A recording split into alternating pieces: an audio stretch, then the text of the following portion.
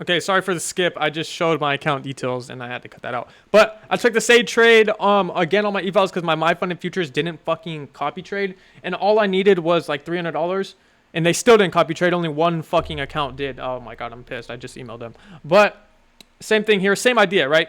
That we're gonna go over, except on TradingView, which are my XFAs, I held all the way down here, and then there was all this LRL. So we'll go over everything in a second.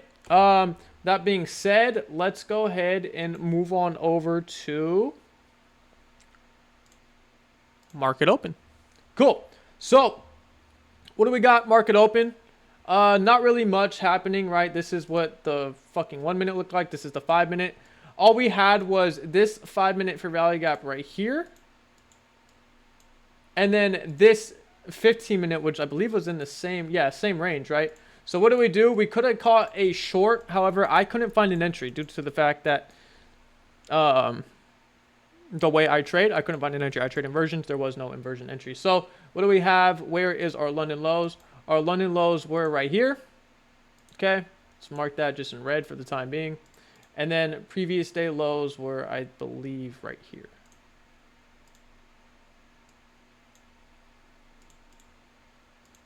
Okay.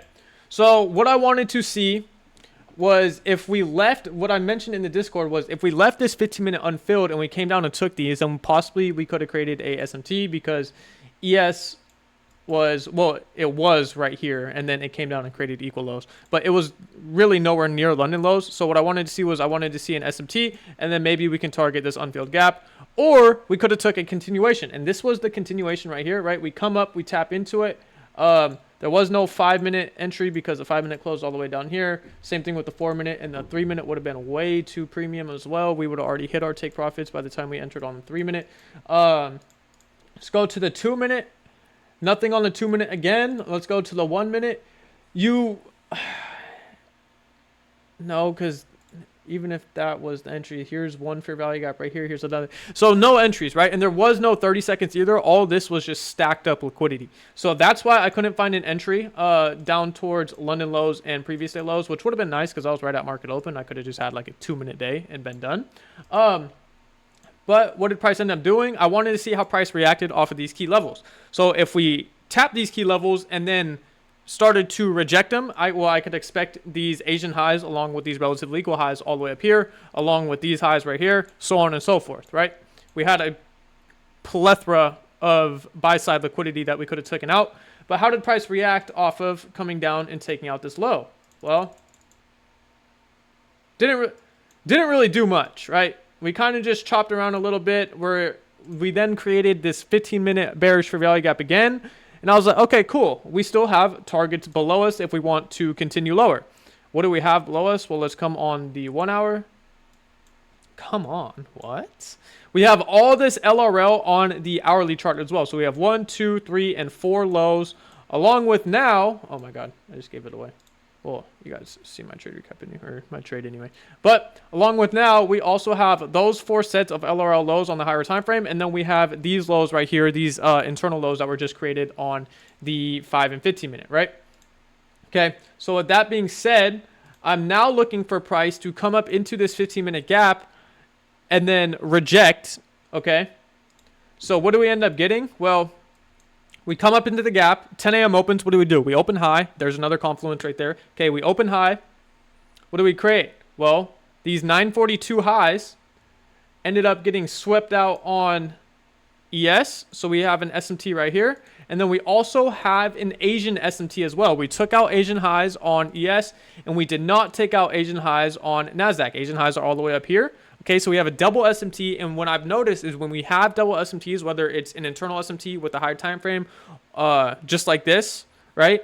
It tends to work out 90% of the time. I think I'm like 7 for 8 on those. It has failed once, but this is like the 7th or 8th time, almost, that we got it. So when we opened at 10 a.m. and we opened high, manipulating into this gap, what did we create? Well, we created a 2 minute, then we created a 3 minute, and then we ended up creating a 5 minute. So this 5 minute now became my condition, right? We already tapped into my first condition was this 15 minute gap. Now my new condition is this 5 minute. I was like, okay, if we're going to respect it, maybe we continue higher towards these these highs up here along with London highs and these relatively equal highs, right? So we still have targets higher. Or if we inverse it, we have these internal lows along with these high time frame LRL on the hourly. All these hourly lows stacked up below us, right? So what do we end up doing? Well, this candle doesn't inverse it. What does the next candle do? The next candle inverses it perfectly. Okay, so this is the exact close I want to see. I told Discord if we ended up inversing it like some way down here, I would then set a limit order at the inversion, because especially the 5-minute candles, if we inverse something, we're most likely within the first like minute or two of those first 2 1-minute candles in that 5-minute frame, we're most likely going to come up and tap this 5-minute and then continue farther, right? And if it left us, then it left us, whatever. But if it came up and tapped us into the order, then boom, we're in the order and we have a way better RR than it was right here. However, that wasn't the case in this scenario due to the fact that we got a great close anyway. So the close happened right here.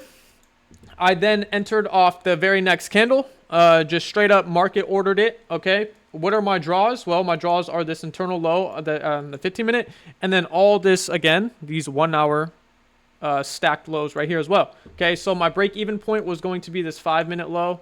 That was right here. This is my break-even point. This is my only take profit. If you wanted to, if you went in for multiple contracts, you could have held them all the way down here. However, I only went in for 1 mini, and it was a 1 to 225 trade. So that's all I fucking needed on the day. No need to be greedy, right? Price trends down, hits our break even, stops from now at break even. We get a Drake to the downside, and boom, we are in the trade for about 8 minutes.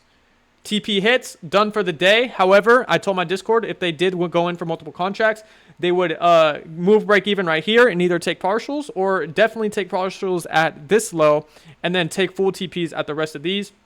I don't know if anyone held towards this bottom low, but as you guys can see, we're kind of edging the first one, and then we go down, smack it. We kind of retrace a little bit. We actually don't get a continuation model. A 5-minute did open up, but we don't tap into it.